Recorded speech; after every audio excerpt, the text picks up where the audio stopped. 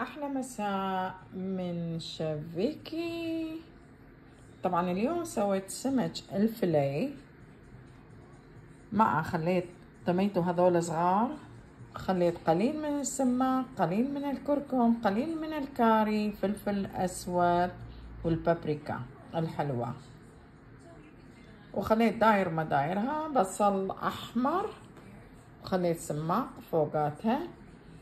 طبعا سويتها بالاير فراير وخليت قليل من زيت الزيتون. هاي السلطة طبعا من الخس، رومينيان لرس، وسالري قليل، والخضروات فلفل حلو لون البرتقالي، وكاني فلاور، القرنبيط مع لهانة هذول صغار. طبعا هذا سويته ستيم البخار وخليت قليل من زيت الزيتون. وهنا موجود لهانة الأحمر اللي سويته للبكتيريا النافعة. وهنا سويت كنوة طبختها بالمي اللحم. هذا هو يكون الأكل للرجيم اليوم. شكرا لكم.